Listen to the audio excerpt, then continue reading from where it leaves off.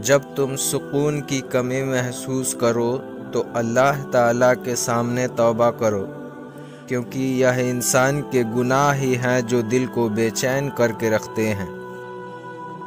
نماز واحد ایسا حکم ہے جو اللہ تعالیٰ نے آسمان سے وحی کے ذریعے نہیں اتارا، بلکہ اپنے حبیب حضرت محمد صلی اللہ علیہ وسلم کو آسمان پر بلا کر تحفے میں دیا ہے۔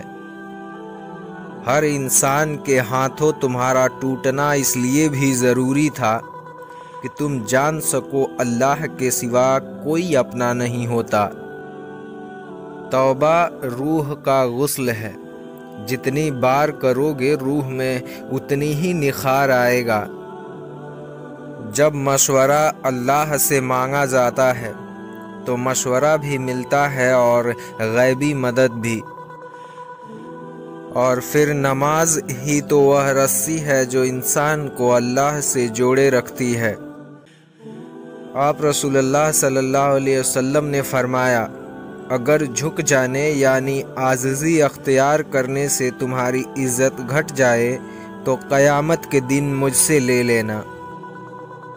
خود کو سب سے بہتر سمجھ لینا یہ ایک ایسی بیماری ہے جو انسان کو کسی قابل نہیں چھوڑتی۔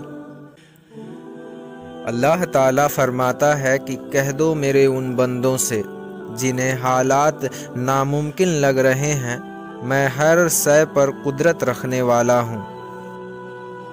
اللہ تعالیٰ کی عطا کبھی ختم ہونے والی نہیں ہے، طلب کرنا بندے کا کام ہے، اس لیے تم اللہ سے مانگنا نہ چھوڑو۔ اور پھر جن کا بھروسہ صرف اللہ ہو ان کی منزل کامیابی ہوتی ہے۔ زندگی اس اذان سے شروع ہوتی ہے جس کی نماز نہیں ہوتی، اور ختم اس نماز پر ہوتی ہے جس کی اذان نہیں ہوتی۔ اور تقدیر اللہ کے ایک اشارے پر بدل جاتی ہے۔ تم یقین تو رکھو وہ بہتر لے کر بہترین دے گا۔ سر جھکانے کی خوبصورتی بھی کمال کی ہوتی ہے، سجدہ زمین پر کرو تو دعائیں آسمان تک جاتی ہیں۔ لوگ دنیا کو حقیقت سمجھ بیٹھے ہیں، حالانکہ بنانے والے نے خود بتایا ہے کہ یہ دنیا دھوکے کے سوا کچھ نہیں ہے۔ حضرت علی رضی اللہ عنہ نے فرمایا، وہ جگہ چھوڑ دو جہاں تمہارے احساس اور تمہارے الفاظ کی قدر نہ ہو، پھر چاہے وہ کسی کا گھر ہو یا کسی کا دل۔ جب آپ کسی کے راستے میں روشنی کرتے ہیں تو آپ کا اپنا راستہ بھی روشن ہو جاتا ہے۔ بڑا عجیب انتظار ہے اس عجیب دنیا کا، لوگ سب بٹورنے میں لگے ہیں خالی ہاتھ جانے کے لیے۔ اس دنیا میں ایسا کچھ نہیں ہے جو دعا سے نہ مل سکے، اس لیے آپ اللہ پر یقین رکھ کے دعا کرتے رہیں۔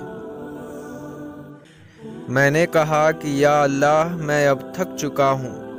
جواب آیا کہ اللہ کی رحمت سے نا امید نہ ہو۔ جب ساری دنیا دھوکہ دیتی ہے اس وقت بھی اللہ آپ کے ساتھ ہوتا ہے۔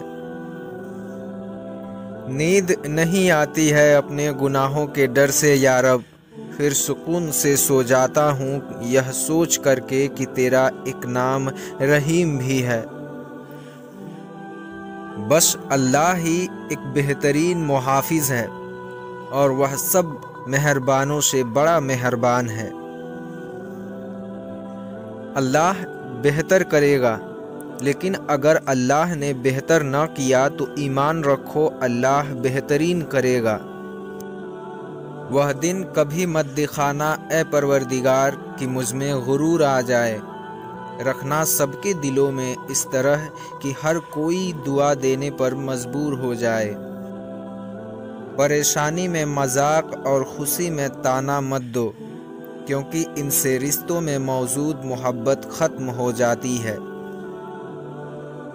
مجھے اس شخص پر تعجب ہوتا ہے جو روز دیکھتا ہے کہ اس کی سانس اور عمر کم ہو رہی ہے اور موت کے لیے تیاری نہیں کرتا۔ تم کسی کا کچھ مت بگاڑو، اللہ تمہارا کچھ بگڑنے نہیں دے گا۔ جب بھی دعا مانگو تو اپنی اوقات دیکھ کر نہیں بلکہ اپنے رب کی شان دیکھ کر مانگو۔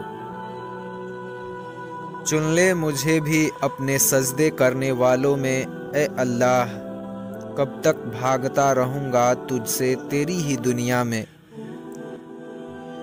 اللہ تعالیٰ کی رحمت کی نشانیاں یہ ہیں کہ انسان کے عیب نظر آنے شروع ہو جاتے ہیں۔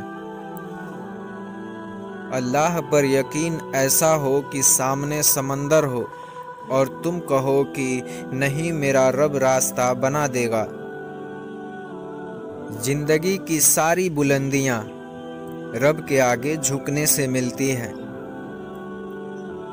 جب وضو کرنا مشکل لگ رہا ہو تو یہ سوچا کریں کہ گناہ دھونے جا رہے ہیں۔